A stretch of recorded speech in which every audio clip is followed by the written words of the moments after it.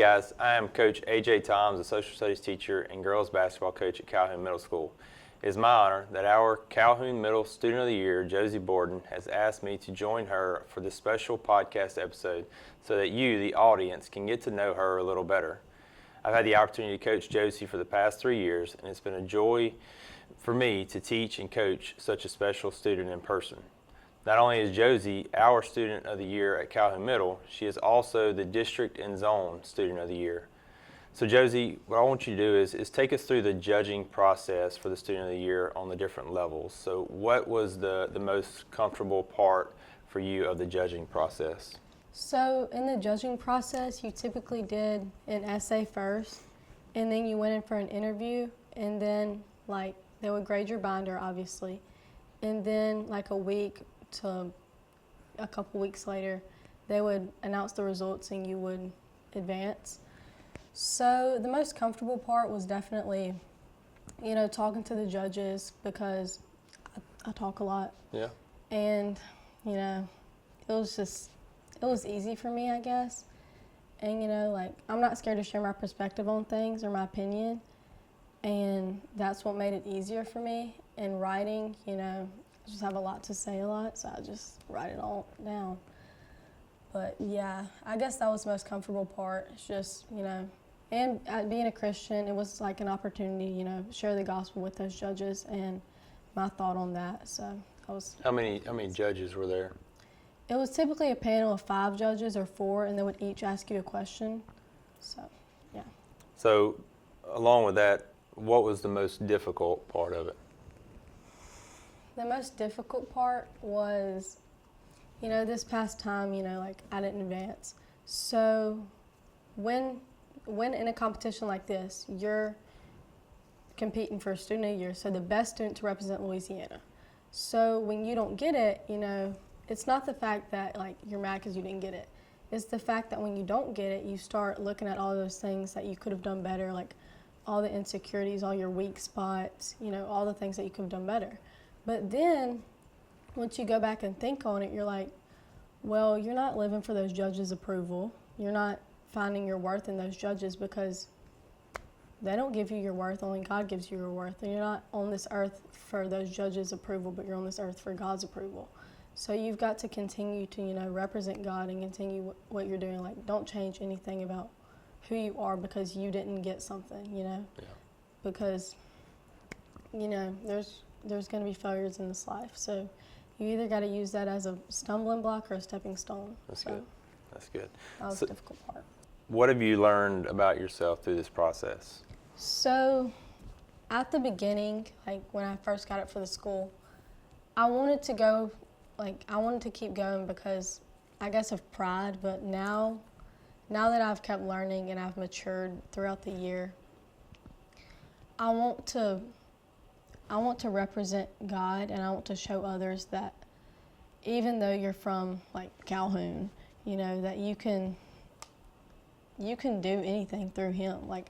I think I can change the world. I do. I know there's 8 billion people in this world, and it's a good, but I think I can change the world. But I want others to. I don't want them to see me, but I want them to see. I want them to see the faith I have in God, that He's going to change the world through me.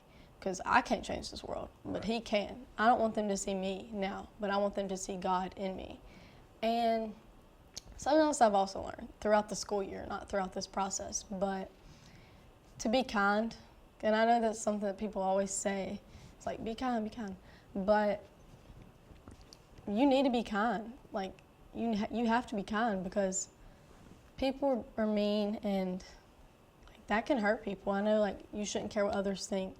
But you need to be kind, because it makes you look better as a person. It makes you look mature. And being mean, that's just immature. And you're probably jealous of that person. Mm-hmm. So you need to be kind, and it's gonna do wonders. Yeah. You've got to have that self-control. To not shoot back at someone. You need to be like, okay. You need to be the bigger person in those type of things. And if you're kind and you ask people how their day's going, that can go a long way. If you smile at someone, that can go a long way, because you never know what that person's going through. Right. And that could be the thing that they need to hear that day, just a smile. Or hey, how's your day, or a conversation. Like if someone's sitting alone, go sit next to them. Don't be scared. Put yourself out there.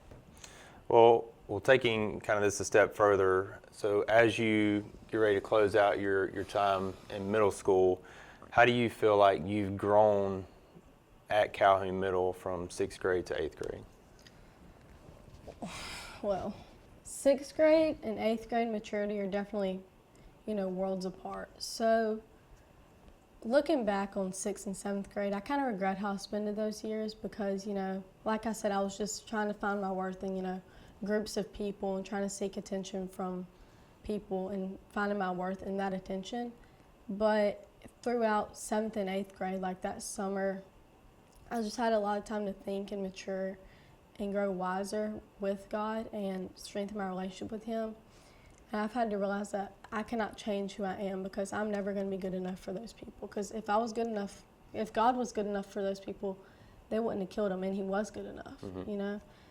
And I've had to realize that, if someone's going to like me, they're going to like me for who I am, not for who I'm not. Yeah. So I cannot live for their approval. I cannot live for their worth or their attention or anything. That I've got to represent God, and I've got to chase Him with all I've got, and whoever can keep up is the people that I need to keep. Yeah.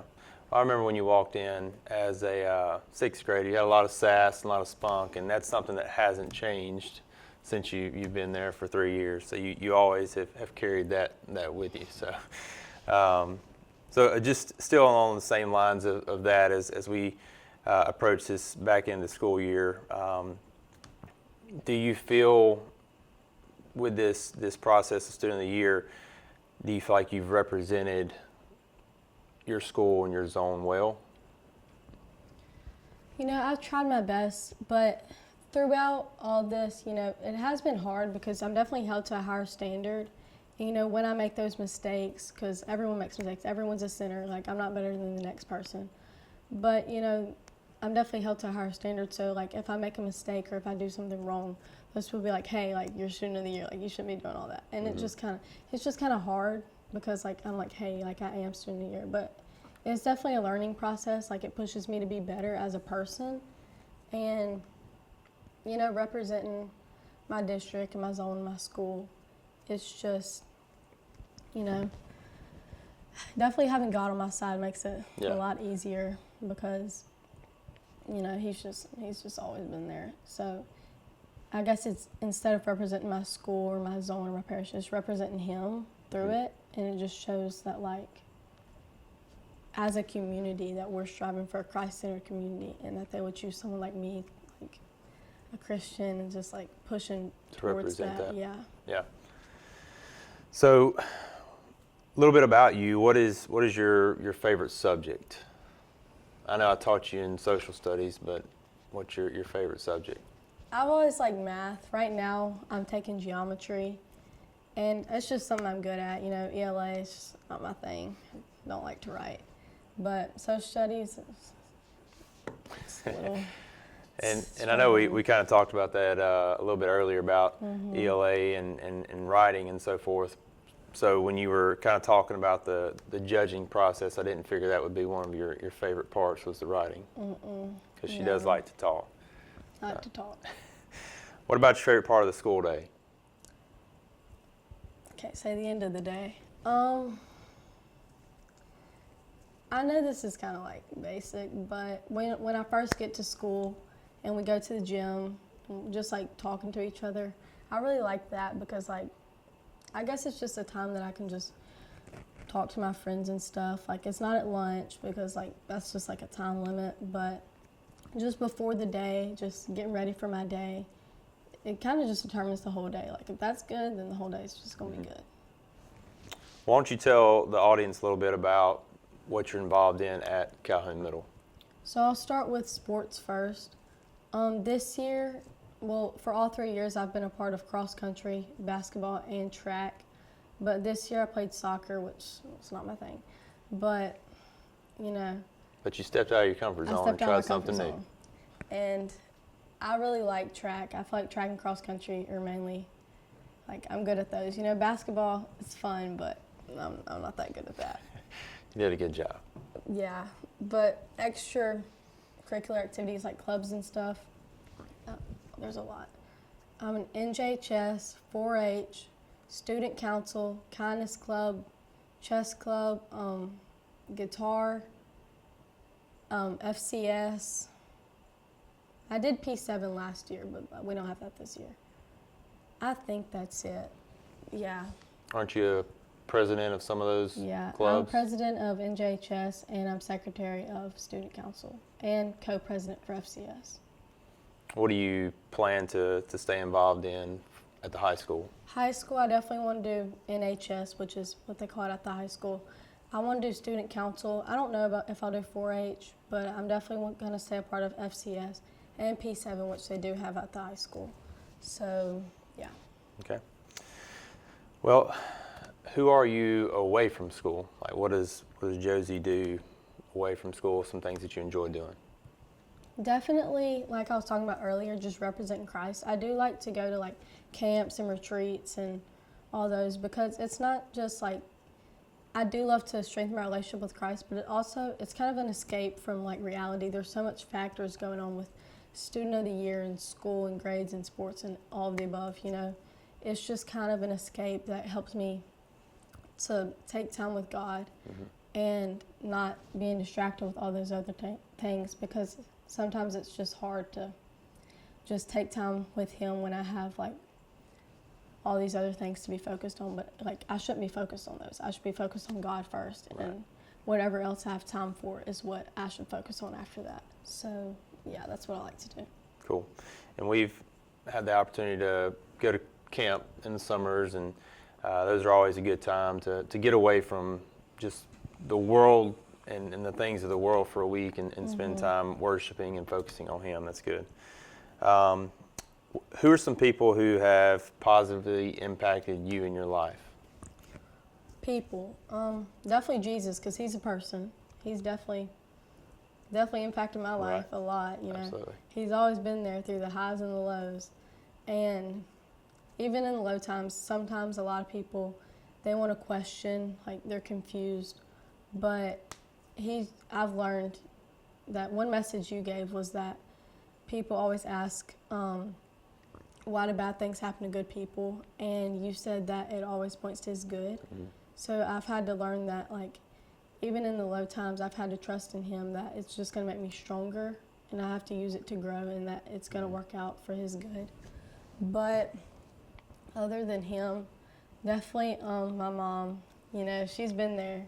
She's been a shoulder to cry on in those low moments, but she's always, you know, she just helps me. She's also like, when I said earlier that I can't use it as a stumbling block but a stepping stone, you know, she continues to tell me that, and she's like, she doesn't get mad or disappointed or anything, but she definitely encourages me to do better, and she's like, hey, like, if you don't do this or if you don't get that, like, it's okay, you know? It's okay. It doesn't matter. Like, God still loves you. That's so. right. And definitely my friends. You know, they've always been there. Some of them are a little out there. But I like them. You know, they've supported me throughout this whole journey. And, you know, sometimes I do take them for granted. But, you know, I love them. I love them a lot. And definitely now that we're in 8th grade, we've been with each other since kindergarten. So, like, we're more of a family now, I guess you could say. So we don't care no more. We're just always there for each other. And we're not going to judge anyone for anything. Like, if my friend does something, I'm not going to judge her. You know, I will hold her accountable, but, you know, throughout that process, we've grown closer and stronger together. And, you know, I've always been there for her, and she'll always be there for me, so. Yeah. Well, I hope you guys have enjoyed getting to hear from Josie and learn and kind of figure out who she is, as I've had the opportunity of doing for the last 3 years. So thank you guys for watching, and I hope that this is something that touches you the way that Josie has touched our lives at Calhoun Middle. Thank you for watching.